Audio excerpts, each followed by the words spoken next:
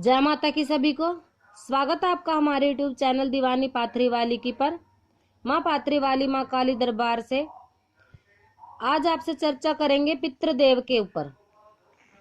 पितृदेव कौन होते हैं, कैसे वो देवता की श्रेणी में आते हैं और जब वो रुष्ट हो जाते हैं तो क्या क्या समस्याएं घर में आने लगती हैं, और उनको जब वो रुष्ट हो गए हैं तो उनको मनाने के क्या तरीके होते हैं, क्या उपाय होते हैं। आज सारी बात इस वीडियो में हम आपसे चर्चा करेंगे। देखिए, पितृदेव कौन होते हैं।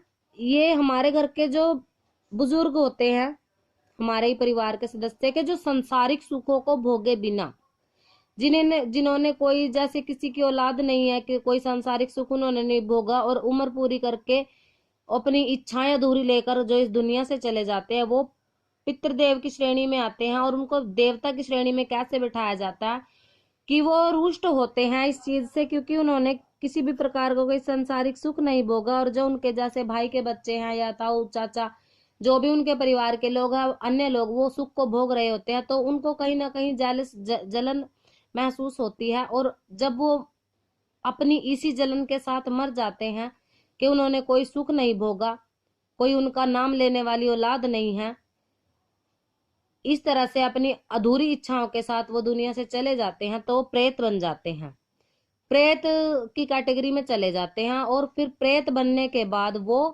घर में समस्याएं पैदा करने लग जाते हैं। क्या क्या समस्याएं आती है, जैसे कि काम धंधा चलता हुआ उन बंद कर देते हैं, घर में पैसा आता है टिकने नहीं देते, और घर में बरकत होती है जो वो खत्म हो जाती है बिल्कुल।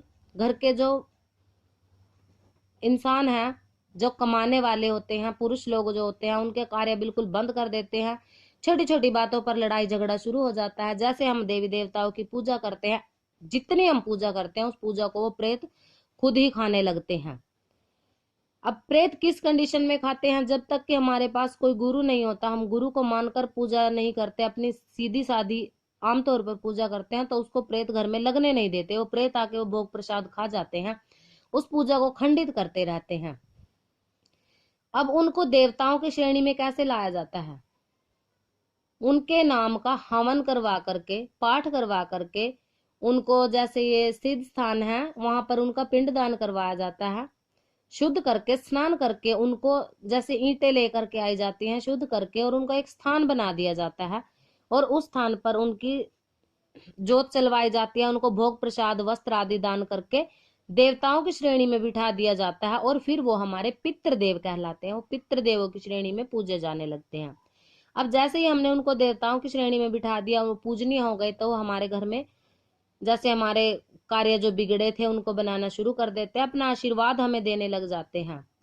और जो लोग ऐसे होते हैं अपने पितरों को नहीं मना के चलते, सिर्फ देवियों के पीछे चलते हैं। देखिए, देवियां तो ऐसी होती है, माँ काली है, वो सबके पितरों को भी मना के ले आती है, क्योंकि इनसे बड़ा कोई नहीं है।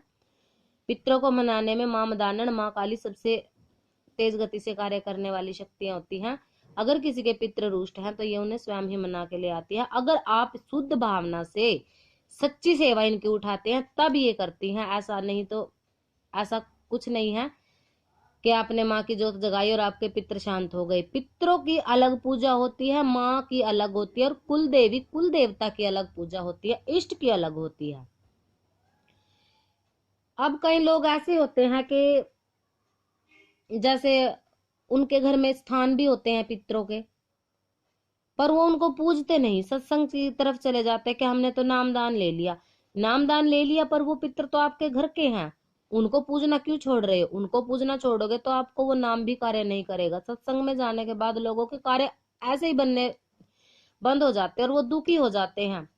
फिर ना वो सत्संग के रहते, ना वो देवी पितरों के रहते। देखिए, देव जो कुल देवी होती हैं, जो पित्र होते हैं, आपने अगर सत्संग लिया, हम सत्संग के खिलाफ नहीं है, तो सत्संग लेने के बाद सत्संग में क्या मिलता है आपको, सत्संग में आपको गुरुओं के द्वारा गुरु मंत्र दिया जाता है। उस गुरु मंत्र के जाप से आप अपने जो पाप आपसे हुए हैं अनजाने में या जानकर, उनसे आपको कहीं ना कहीं मुक्ति मिलती है। जन्म मरण के चक्कर से आपको मुक्ति मिल जाती है। आपके जो गुरु मंत्र का जाप करते हो, पाप कर्म उससे कम होते हैं। पर गुरु मंत्र ये कभी नहीं कहता कि आपने अपने घर के जो देवी हैं, पितर हैं, उनको त्याग दो। पर जो सत्संग में क्या होता है, गुरु मंत्र के ऊपर जोर नहीं दिया जाता, बाबा अपनी ही पूजा करवाने लग जाते हैं। बाबा कहते हैं गुरु मंत्र को भी छोड़ो, और देवी देवताओं को भी छोड़ो, हमें पूजो। वो बाबा लोग क्या करते हैं, वो खुद की पूजना करवाने लग जाते हैं और देवी पितरों को पूजना बंद करवा देते हैं। तो ऐसी स्थिति में लोगों के घर में समस्याएं आती है। और सत्संग में होने के बाद इतने सत्संगी दरबारों में आते हैं हमारे कि हमने तो देवी पितरों को छोड़ के ये नाम ले लिया था, अब हमारे घर में ये दिखते हैं। भाई अगर अपने घर के जो देवी देवता है, पितर है, उनको पूजना छोड़ोगे तो समस्या तो खड़ी होगी। अब पितृदेव को मनाए कैसे, किस विधि से इनको मनाया जाता है? अगर आपके पितृदेव के स्थान है तो आप, जैसे दिवाली होती है या किसी भी अमावस्या को, अगर आपको उन पितरों का दिन पता है, जैसे 14 का है, नवमी का है, उनकी तिथि का आपको पता है, तो उस तिथि के दिन जा करके आप उनको भोग प्रसाद दे। जो भी आपके कुल की लाग है, जो आपके कुल में चढ़ता है दिवाली पर। अगर किसी के घर में देखे खिचड़ी बनाई जाती है, किसी के घर में बूरा और चावल बनते हैं, किसी के घर में हलवा बनता है, किसी के घर में खीर बनती है, अलग अलग तरीके से अलग अलग घरों की पूजना होती है। और उनके जो वस्त्र आदि होते हैं, जिसको भी, कहीं तो ऐसे होते हैं कि घर के जवाई उनको देते अपने पितरों के कपड़े, कोई पंडितों को देता है। जैसी भी आपके घर में परंपरा, आप उस हिसाब से उनको वस्त्र आदि दान करिए। उनका भोग प्रसाद समय समय पर निकालिए। जरूरी नहीं है आप हर महीने की अमावस्या को पितरों को पूजेंगे। आप अगर साल में एक बार दिवाली के दिन या एकादशी के दिन, जिसे गैस भी बोला जाता है गाँव में, उस दिन आपको उनको पूजते हैं तो पितृदेव आप पर प्रसन्न होकर अपनी कृपा करते हैं। अब कई लोग कहते हैं कि हमारे 2 पितर हैं, 2 पितरों के स्थान हैं, उन 2 पितरों के स्थान पर पूजना करते हैं। पर कई लोगों में ऐसा होता है कि जैसे किसी की अब सास का छोटा बच्चा कोई गुजर गया, 5 साल तक की उम्र का, 3 साल से जो बड़ा होता है, वो प्रेत बनता है। अब जैसे जैसे उम्र बढ़ती है तो वो भी बढ़ता है, तो आपकी पूजा पाठ को खाने लग जाता है।